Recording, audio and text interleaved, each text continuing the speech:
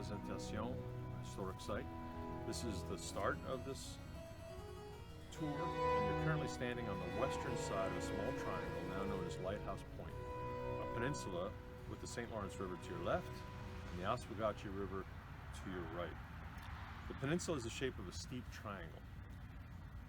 You can just make out the lighthouse near the pointed end, the distance beyond the trees. We're going to be walking east towards the Oswegatchie, then north to the lighthouse. Then diagonally from there back to this point. We'll be walking about a total of a quarter of a mile, so we'll not be too far. And we'll be stopping at a total of 7 stops on this tour. So in front of you is the St. Lawrence River. It originates at the outflow of Lake Ontario near Kingston, Ontario and Cape Vincent, New York. From there, it flows northeast to here until just past the bridge in the distance. It begins a series of rapids that barred navigations for large vessels until the creation of the St. Lawrence Seaway in 1759. The last rapids are near Montreal, and then the river flows north-northeast to Quebec City, where it becomes an estuary. And an estuary means that seawater mingles with fresh water, and also the tide can be felt. The river further broadens into one of the largest estuaries in the world, the Gulf of St. Lawrence. French explorer Jacques Cartier traveled as far as Montreal in 1534, was blocked by the rapids he called La Chine, meaning China, because he believed they were blocking his path to China.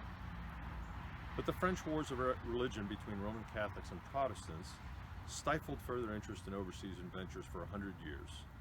The eventual victory of Roman Catholicism and the Counter-Reformation in France renewed enthusiasm for overseas missions.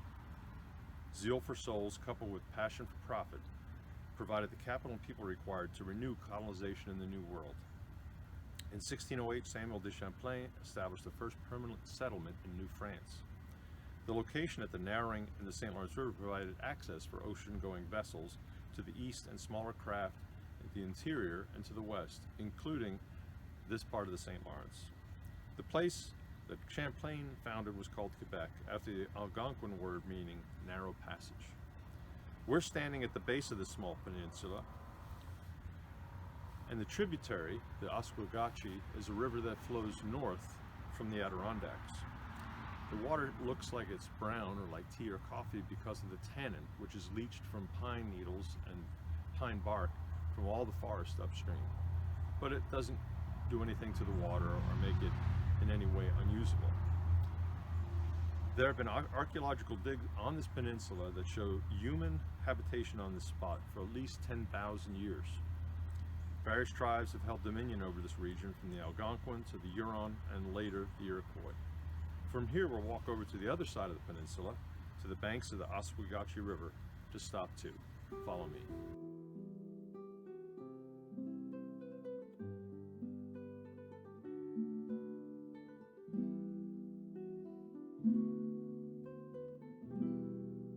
We are currently facing the southeast side of the peninsula, with the Oswegatchie River in front of us. This flat open area was once covered with longhouses and an Indian settlement. The Oswegatchie River is the largest northward flowing tributary of the St. Lawrence below Montreal. Before 1900, the Oswegatchie was teeming with fish and wildlife. The rocky shore, tree falls, and numerous beaver ponds provided shelter and forage for fish and birds. The prehistoric natives knew of the abundance of this area, and there is evidence of temporary camps in this site.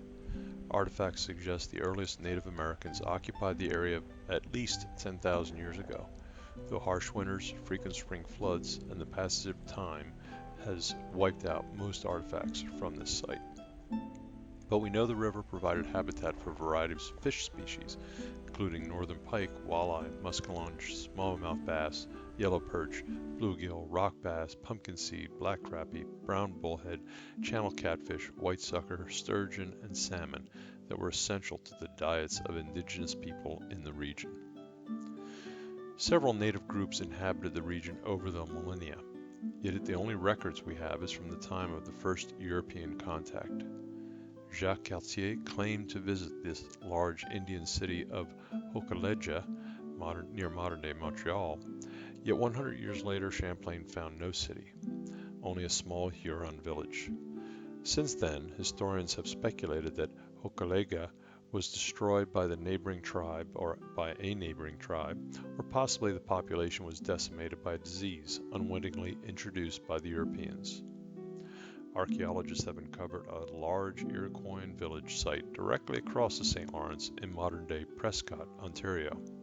It is very likely this site was used for fishing, hunting, and temporary camping on journeys from the interior via Oswegatchie or up and down the St. Lawrence. In 1749, Abbé Piquet, a French missionary priest, erected a fort on the spot and encouraged the natives to settle here. Piquet was a Sulpician missionary from Bourg-Bresse near the Jura Mountains in eastern France. He earned his doctorate at the Sorbonne and traveled to Canada, where he spent 3 years at Lac de Deux Montagnes, learning both Algonquin and Iroquois languages. During the War of the Austrian Succession, 1743 to 1748, Piquet successfully persuaded many Iroquois to remain neutral, while other tribes carried on a guerrilla war in New England or served as scouts for the French. After the war, Piquet volunteered to establish an Indian post here as a base to spread the gospel among the Iroquois nations.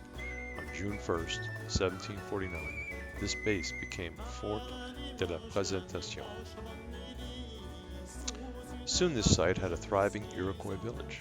Maps from the period show a cluster of longhouses that refer to long-term housing of northeast woodland Indians, such as the Huron, Algonquin, and Iroquois people. Longhouses were generally around 10 to 15 to 20 feet wide, 70 to 50 feet long, and nearly 20 feet high.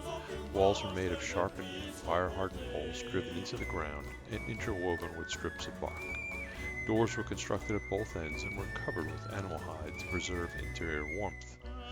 Fires were built in pits in the floor, with the holes in the curved roof to let out the smoke. The holes also let in rain and snow. At its height, this settlement had a population of over 400 people, with 30 to 40 longhouses.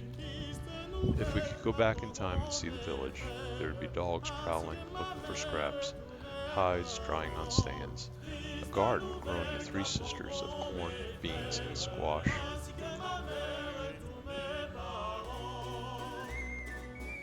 Children would be playing in small groups, women working together on communal tasks such as hide preparation, sewing, or corn shucking. Younger men would be leaving or returning from a hunt, and older men would be sitting and talking about harsher days long past. The diet was varied but tied to the seasons. Fish throughout the spring, summer, ducks, geese, deer, and bear in the fall, dried meats, beans, corn, and squash in the winter. Hunters carried pemmican, a harsh but nutritious paste made of bear grease, dried corn, and sometimes cranberries carried in pouches. You can see the location is sheltered from the prevailing west wind, and yet provides access to the Oswegatchie River. The trees would have been girdled, and so this area would have been clear of woods within about 10 years of the occupation. From here, we'll take a short walk to stop 3, the river access.